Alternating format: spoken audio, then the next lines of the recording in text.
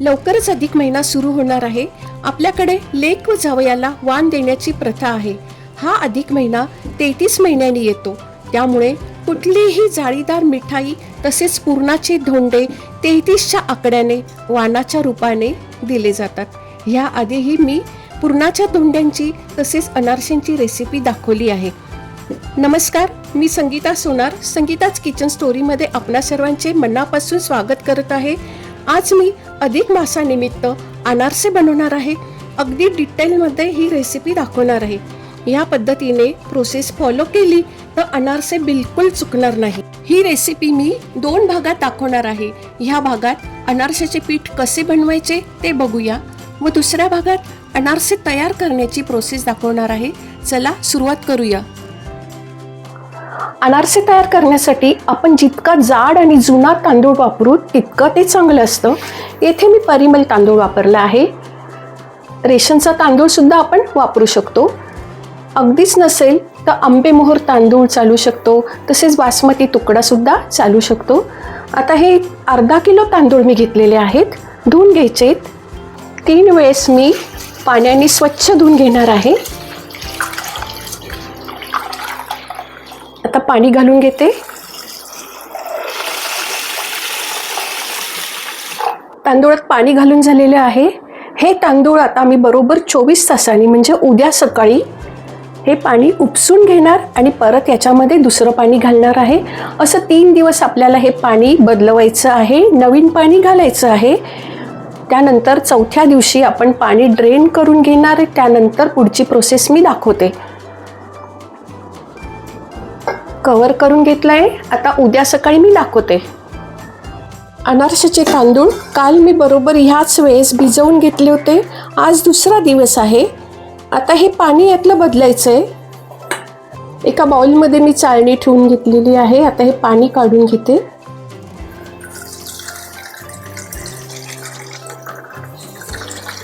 पातेल्यावर मी आता ताटली ठेवून आता हे उरलेलं पाणी नितरवून घेत आहे, म्हणजे तांदूळ पण खाली पडणार नाहीत.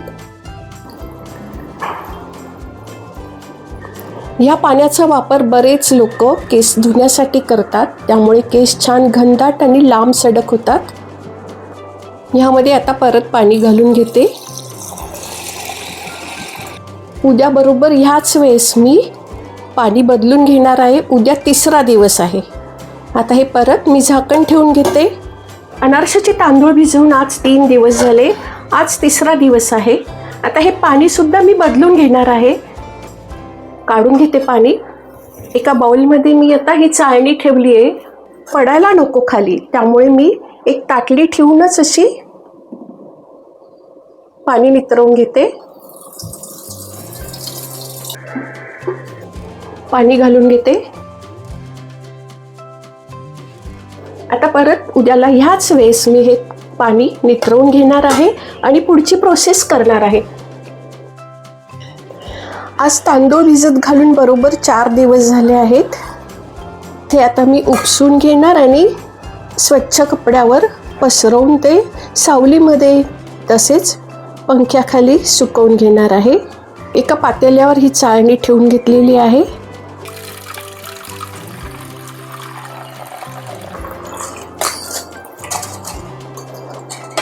तांदूळ चाळणीमध्ये उपसून घेतलेले आहेत. आता 10 ते 15 मिनिटे मी चाळणीमध्येच ठेवत आहे. त्यानंतर कपड्यावर पसरवणार आहे.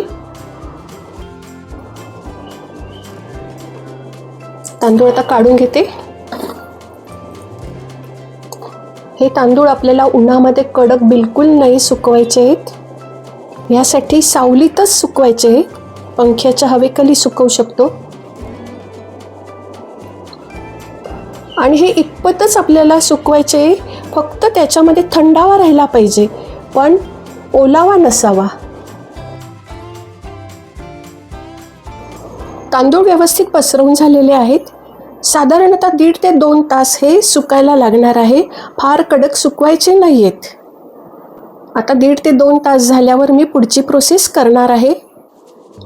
2 तास झालेले आहेत. तांदूळ व्यवस्थित आता सुकले गेलेले आहेत. हे बघा, हाताला ते थंड लागत आहे पण ओलावा नाही आहे. असेच तांदूळ आपल्याला हवे आहेत. हे तांदूळ आता मी एका बाउलमध्ये काढते. तुम्ही बघू शकतात, अजिबात हाताला चिकटत नाहीये.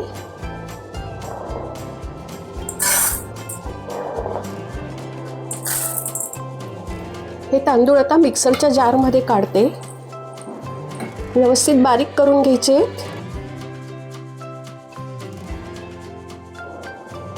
तांदूळ बारीक करून घेतलेले आहेत.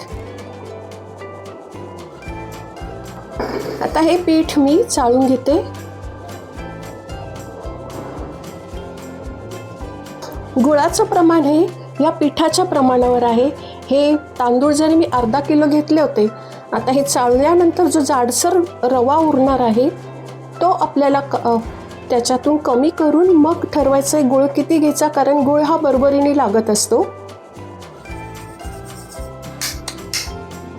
आता हा जाडसर जो रवा आहे तो मी परत मिक्सरच्या जारमध्ये काढते आणि दुसरे तांदूळ अजून त्याच्यामध्ये मिक्स करते.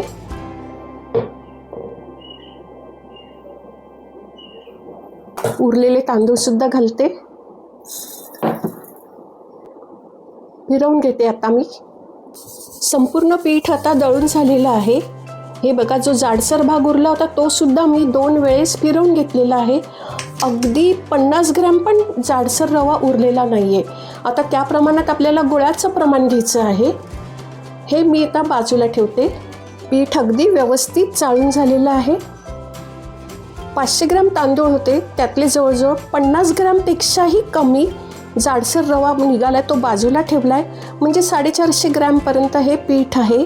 यासाठी मी 450 ग्रॅम तर गुळ घेतलेला आहे, पण त्यातलाही मी थोडासा बाजूला ठेवणार आहे. म्हणजे थोडासा मी बाजूला ठेवेल. 400 ग्रॅमच मी मिक्स करणार आहे.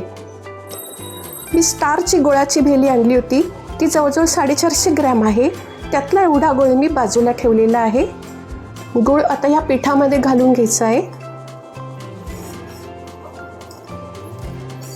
यामध्ये आता मी 1 टेबलस्पून तूप घालणार आहे.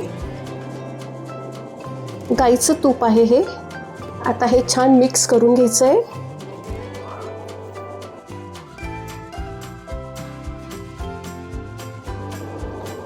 अगदी व्यवस्थित मिक्स झालेलं आहे. पिठाला पूर्णपणे गोळ मी असा रगडून मिक्स करून घेतला आहे. छान असा मुटका सुद्धा बांधला जातो आहे. आता हे पीठ मी एका डब्यामध्ये भरून घेते. डबा सुद्धा स्वच्छ हवा.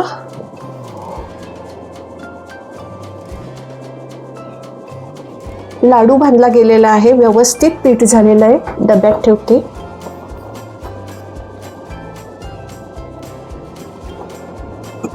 कमीत कमी 5 ते 6 दिवस हे पीठ मुरण्यासाठी लागतात. आता ह्या गुळाचं हळूहळू पाणी सुटलं जाईल, त्यामध्ये हे पीठ, तांदळाचं जे पीठ आहे ते छान मुरलं जाणार आहे. झाकण लावून घेते. 5-6 दिवसानंतर आता अनारसे थापायचे आहेत. तोपर्यंत हा डबा बाजूला ठेवते.